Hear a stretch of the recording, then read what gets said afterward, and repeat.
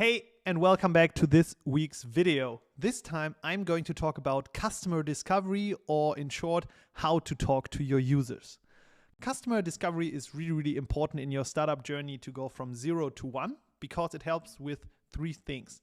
First of all, validate your idea that you have, refine them, and also developing a product that your customers actually love.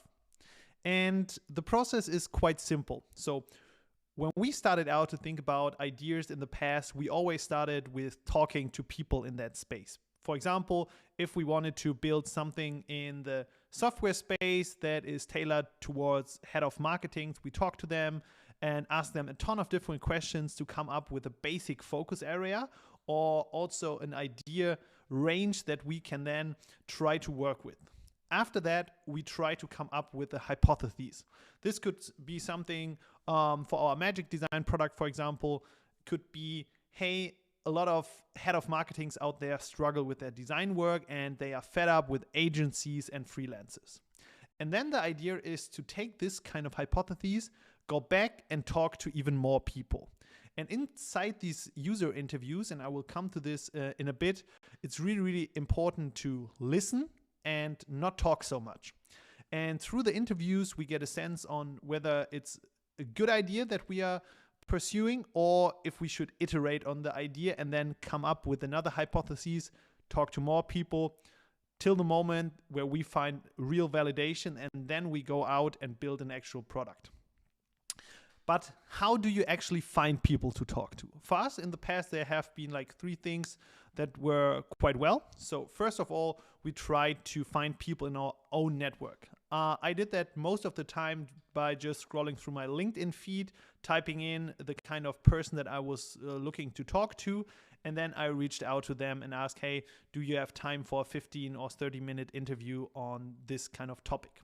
Second up, fellow founders, you can always ask other people, hey, who should I talk to for this kind of topic? Or do you know any head of marketings that I can interview for this?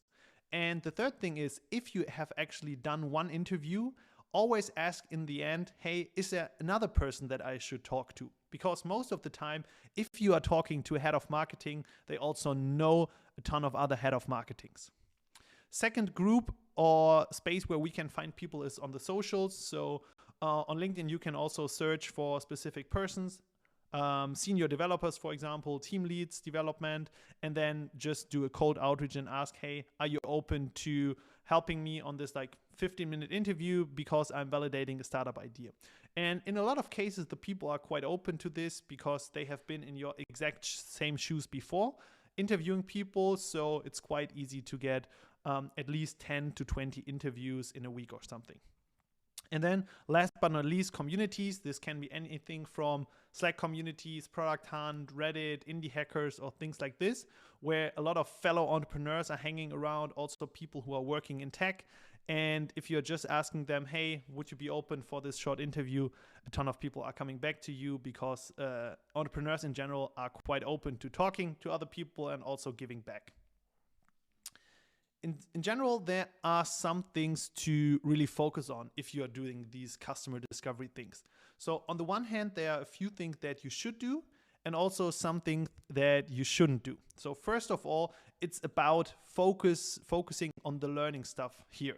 So your customer discovery is not an actual pitch and you shouldn't sell anything here. Besides that, you should always listen more than talking. So leave the talking to the person that you are interviewing, and you can do this in a really good way by asking open-ended questions. So for example, walk me through your day, walk me through the problem, what kind of problems do you have on a daily basis, instead of asking something like, would you actually buy this solution? Because in the customer discovery interview, we are not talking about our solution, we are just trying to understand the customer's problems way better than before. And then we are coming up with a solution and going back to the customers and trying to sell it, to validate if the solution is the right one, and so on and so on. And a good way to do this is also to come back to the root cause of it all. So always try to ask why at least 5 times. So if someone in the user interview says, okay, I'm using Excel instead of a software as a service tool on this problem. You have to ask, why are you doing it? And then they're giving you an answer, and you should question him again, why are you using it? Or why are you doing X? Why are you doing Z? And this really, really helps to go to the root cause and finally get a sense on the real problem here. In terms of preparation for these kind of interviews, I always do 3 things. So first of all, I'm really, really specific about the person that I want to talk to. So for one of our latest projects, it has been head of marketings in companies that have between 10 to 150 employees and that raised at least a Series A round. And it's really, really important to narrow down this kind of persona as much as you can, because we want to have a group of people that have all the same kind of issues or problems. And in this way, we can validate if the solution is actually, or if the problem is really pressing for a lot of the people in this kind of area. Second thing that I'm preparing, I am thinking about the areas that I want to talk about. So for example, in our head of marketing case, it was we wanted to talk about how they actually create their design assets, everything from socials to website design. So I wanted to ask a ton of questions around the creation process, the hiring process of designers, and also how satisfied they are with the solution. And to actually do this, I created an interview script with a ton of different questions in that space that is some kind of guideline through the whole interview.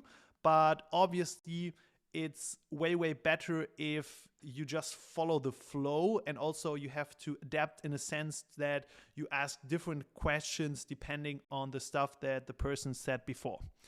And yeah, what are actually good questions? So it's always good to ask them about how they currently solve a problem, about a challenge that they encountered in the past, but also on a daily basis. And you can also ask things like, have you tried any other solutions in the past? What has been good about them? What was bad? And you really need to dig deep and let the other person talk. And sometimes it's really, really interesting what you get out of all of this, because after the interview, and I write always down all of the insights that I get, I'm always asking myself, what really surprised me in this kind of interview? So for example, someone saying, oh, we built this really insane Excel structure where we are connecting different sheets together, and then we are creating the output with this instead of just using a tool for it. Second thing is, what did I learn about the problem, but also the persona that I was talking to? And ultimately also, did I ask the right questions to the right person? Because sometimes you actually realize inside the interview that the person that you are talking to is not the right person to talk to, because, for example, in their company, another person is responsible for hiring the designers. So make sure to do a little debrief for yourself, but also together with your team. And this brings me to the last slide here. So conclude your learnings. So first question that you should answer as a team: did we interview the right people? Second one is, did we validate or invalidate our thesis? So you were coming into the interview with a thesis, for example, scaling your design work as an early stage startup is really, really hard because freelancers and agencies are expensive and it takes a lot of time to onboard them. And then you can say after the interviews, okay, we have heard that 10 out of 12 times, so this is a really, really good validation, or no one said something like this, and then you can invalidate the thesis and go back to working on the problem and hypotheses. Third thing that you can use is, can you actually use the insights that you gain to come up with a solution now?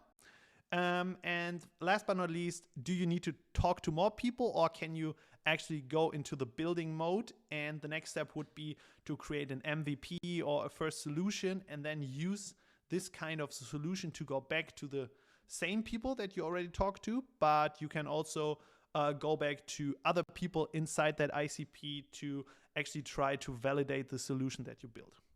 I hope this video was helpful in terms of customer discovery learnings, and if you want to have more videos on how to build your startup from 0 to 1, make sure to subscribe, and see you in the next video.